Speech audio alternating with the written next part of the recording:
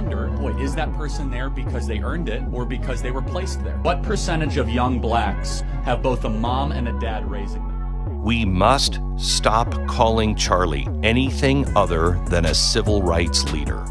Mr. President, I implore you, call for a civil war. Call for a civil war and let us do our thing. It's time to overthrow the government. What we doing? It's time to overthrow it. Overthrow it, man. White man, fight back. We haven't felt like ourselves since Barack Obama. I just think he was such a slick snake. I'm talking to you like you hear, Charlie. If you could hear me, I'm telling you, we would agree with each other. And they tell me all the time, if you could have met Charlie, you and Charlie said the same shit. Maybe so. We didn't get to meet Charlie. So I get to talk to you since you're dead. If anyone out there does have connection to the Kirk family and wants to introduce me, I will come. I will probably bring a couple people with me, a small team, and we will raise him from the dead. And straight like that, we back, man. Hope everybody doing fine out there in the world. You dig what I'm saying? As for me, I cannot complain. Me, myself, and I. If you like what I'm doing, like, subscribe to the content, give me an algorithm. I will go accordingly, as usual. That's what I always say. Now, without further ado, man, we're going to jump right into this thing. In America, over the last 10 years, counting or not counting gang violence? I never thought he'd come back like this. Blasting. Like I said, it was funny like that in the hood sometimes. I mean, you never knew what was going to happen or when. I had done too much to turn back. We know for certain that MLK was a womanizer. And I'd done too much to go on. George Floyd didn't die because of the police officer. He died largely because of a drug overdose. But he had his knee on his neck. And we all saw the video. I guess in the end, it all catches up with you. My grandpa asked me one time if I care whether I live or die. Yeah, I do. Now it's too late. Yeah, man. Now, as you can see, that was a pretty poignant, put together video with the overlay of some commentary from the movie Menace to Society. You dig what I'm saying? You would notice that is Kane, young Mustang driver, 5.0 shouted. You dig?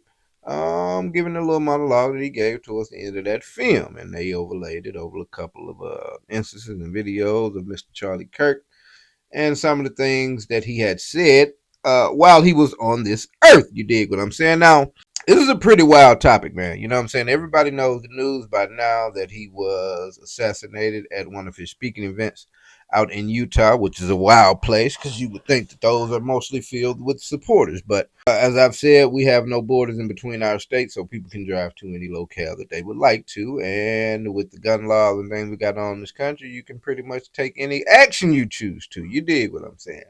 And unfortunately, that's what happened to the man. Now, I say unfortunately because from some perspectives, you know, Charlie Kirk was just spitting the truth. He was not racist. It's time for us to stop listening to rap music and this degenerate hip-hop stuff and go back to the music that built our civilization. You don't understand, like, the divinity of him tweeting that? Like, I'm living in that 21st century. So in the first part of that clip, you hear Charlie Kirk saying that, hey, we need to stop listening to this degenerate rap music, and let's get back to the music that built our country. I'm not sure exactly what music he's referring to because from what I understand, the whole concept of music and rhythm and dance and all of that came from black people. But Charlie says, let's go back. And maybe he says when that raised this country, maybe it was raised off of, not The Sound of Music. What's the name of the movie? Who knows? It's an old racist trope movie that one of the presidents actually played in the White House back in the day. I almost remember the name. It was right on the tip of my tongue. But, you know, that was Charlie's take on the music game. Although you saw one Candace Owens and a couple of clips with him, and they were singing, oddly enough, R. Kelly music. You know what I'm saying? Not even many black people right around singing R. Kelly out loud. That's another program. And then you saw him jumping around to Kanye. I'm living in the 21st century. Doing something mean to it. Do it bigger than anybody you ever seen do it. You dig what I'm saying? And the dance moves were, you know, I'll leave those up to you all to judge. But him and Candace was jumping around. And, you know, those are some of the things that they point to and say, hey, Charlie wasn't racist. They'll show a picture where he was taking pictures with some of his black cohorts. You dig what I'm saying?